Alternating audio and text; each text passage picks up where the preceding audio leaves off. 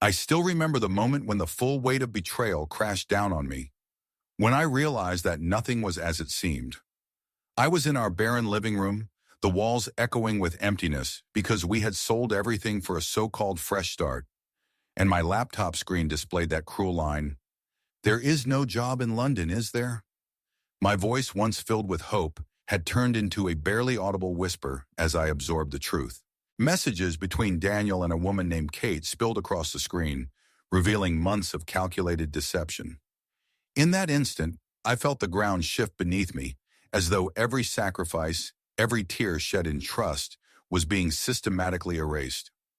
I am Celine Harris, a financial analyst who prided herself on a secure career at Parker and Reed in Minneapolis. For over a decade, I had built a life of stability and promise, until Daniel, my husband, returned home 3 months ago bursting with news of an incredible opportunity in London. I had believed in his dreams so fiercely that I sold our house, the first home I ever owned, donated cherished furniture, even parted with my grandmother's antique mirror, the last tangible piece of her memory, just because Daniel insisted we needed to travel light. But as his silence filled our empty rental house that day, I realized that his promises were nothing more than carefully woven lies.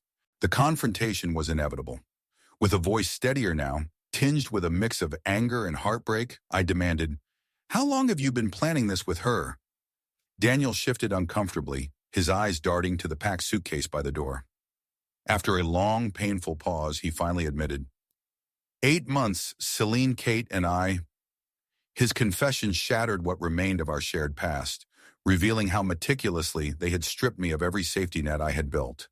Every asset sold, every ounce of security converted to cash and transferred to untraceable accounts.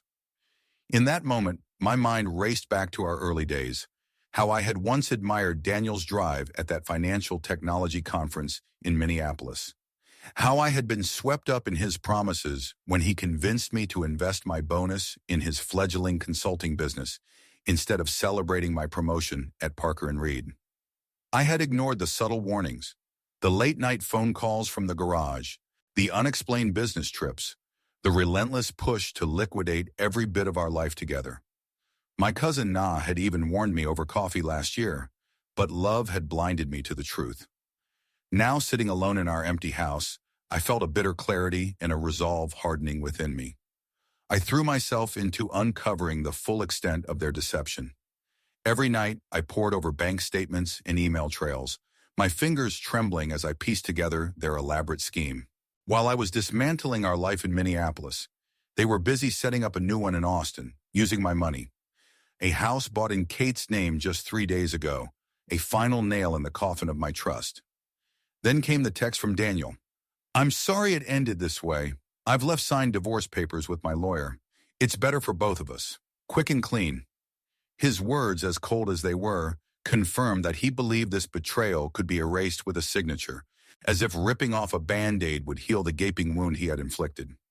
I called my boss Linda at Parker and Reed with shaking hands, explaining in a cracked voice that I could no longer attend the London client meeting because there was no London, only a mirage built on lies. Linda's voice, calm yet firm, cut through the chaos. "Celine, listen carefully. What Daniel and his accomplice have done isn't just morally wrong, it's criminal fraud. Call the police immediately, then your bank. I'll text you the number of a good lawyer. Use it, and remember, your job here is secure. Take all the time you need." For the first time in what felt like an eternity, I clung to that steady voice, a lifeline in a sea of devastation. The hours that followed were a whirlwind of frantic phone calls to banks, the police, and lawyers. I learned the devastating truth from my bank. The majority of the transfers had been authorized by me. I, a financial analyst specializing in tracking money trails, had been duped by my own trust. As I stared at my reflection in the window of our empty house, stripped bare for our fresh start, a new determination ignited within me. I was Celine Harris, a woman with the skills, the intelligence, and the resolve to follow the money and expose every lie. Over the next week, I transformed my cousin Nina's guest room into a detective's office. Every available surface was covered in printouts, Bank statements, property records, email trails, all pieces of a puzzle that revealed the full extent of Daniel and Kate's betrayal. The nights were long and fraught with exhaustion. My eyes burned from endless hours of research, yet sleep eluded me. One late night, as I was tracing a particularly large transfer of $380,000 that had flowed through 3 different banks into an account in Kate's name, I received an anonymous email. Its message was simple yet chilling. "This is your final chance. Back off or suffer the consequences." The words echoed in my mind, and for the first time, I felt a shiver of fear. Later that night, my phone buzzed with a distorted voice recording, threatening, "You think you can take us down? You'll regret it." Fear mingled with rage, but I knew I couldn't let intimidation stop me. The following day, I rushed to the police station, every step heavy with the knowledge that someone was watching. On the way, I noticed a stranger in a dark coat trailing me, and my heart pounded in terror. Once inside, I locked the door behind me and met again with Agent Robert. I laid out the new threats, and his eyes darkened with concern. He assured me that the investigation would now include possible intimidation and cyberstalking, and that I was not alone in this fight. As I drove home later that day, the neon lights of the city blurred into streaks against my teary eyes. Memories of our once bright future and the sacrifices I had made. Sacrifices that now lay in ruins, washed over me. The devastation was overwhelming, yet beneath the sorrow, a fierce resolve took root. I had lost everything, but I had not lost my ability to fight back. A few days later, an unexpected visitor arrived at my door. My cousin Na, whose quiet wisdom had always been a balm to my wounded heart, handed me a sealed envelope. "Celine, I found something," she whispered, her voice trembling with urgency. Inside were documents suggesting that Daniel might have been coerced by Kate, that his role in this betrayal was more complex than I had imagined. For a fleeting moment, I felt a twinge of sympathy for him, a realization that betrayal in all its cruelty often leaves both sides scarred. But I quickly steeled myself. I could not be swayed by emotion when justice was at stake. That night, as a storm raged outside and thunder shook the windows, I sat in my makeshift office, the hum of my computer the only sound in the dim room. Suddenly, there was a knock at the door. I peered through the window and saw Na, her eyes filled with worry. She told me about a secret meeting she had witnessed. Daniel had been seen with an unknown woman in a high-rise downtown, far from the familiar shadows of our past. That revelation twisted the knife of betrayal even deeper, and I knew I had to follow every lead. Over the next week, I meticulously tracked Daniel's movements using every tool at my disposal.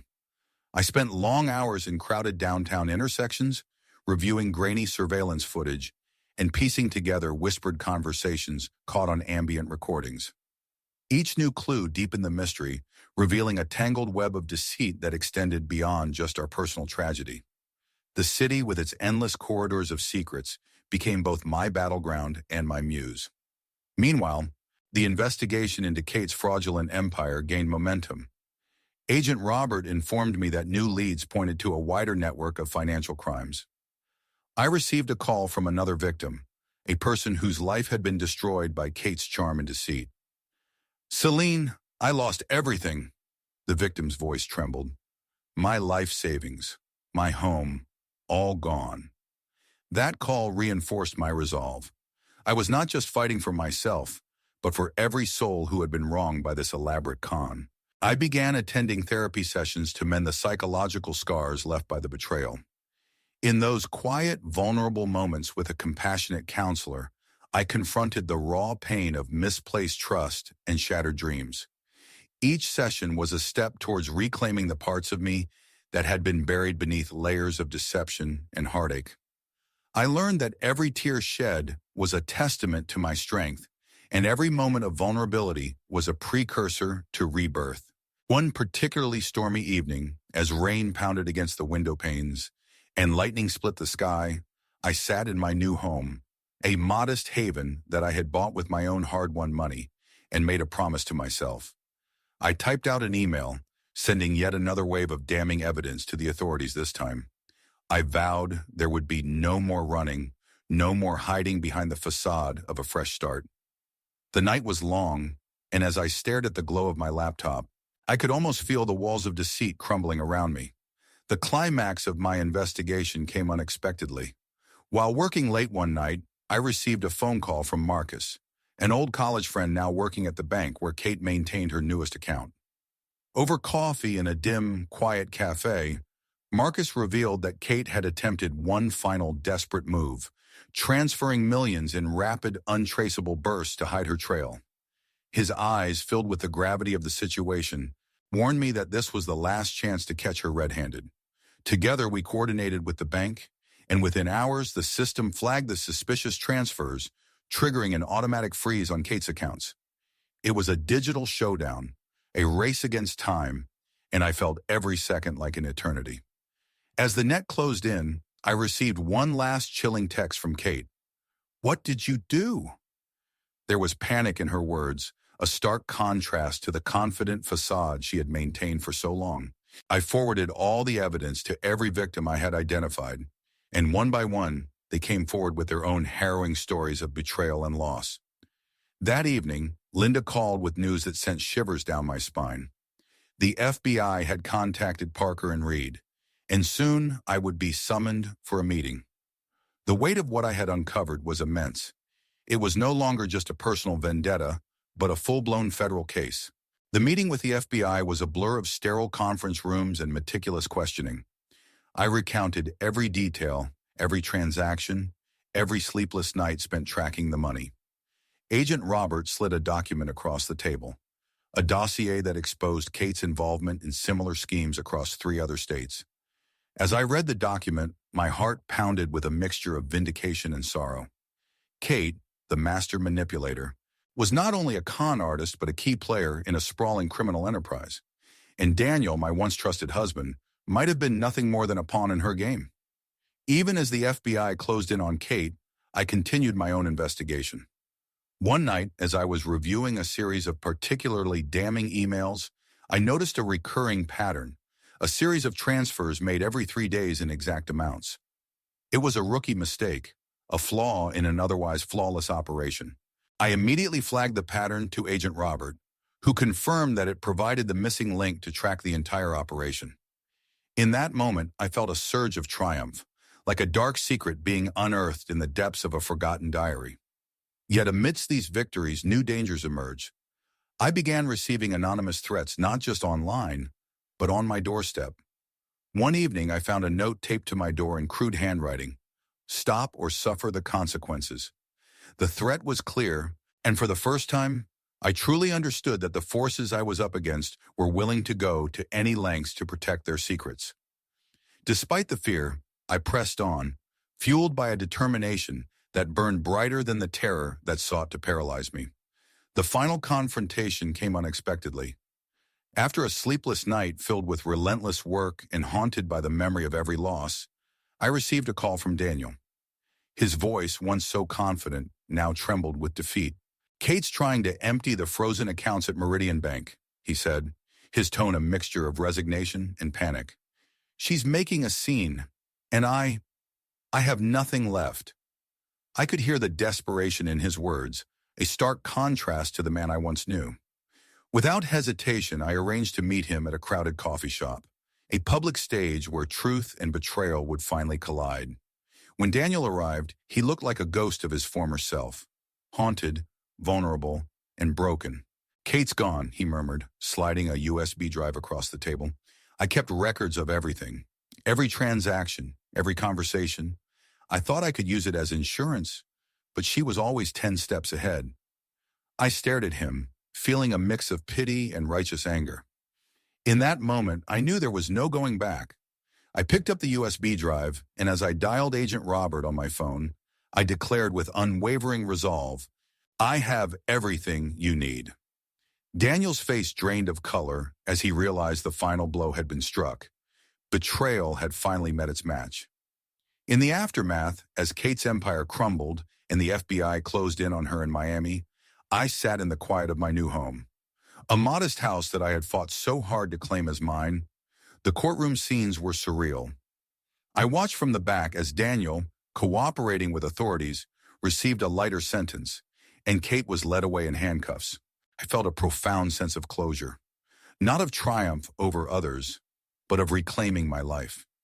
I continue to rebuild day by day, using the scars of betrayal as reminders of my resilience.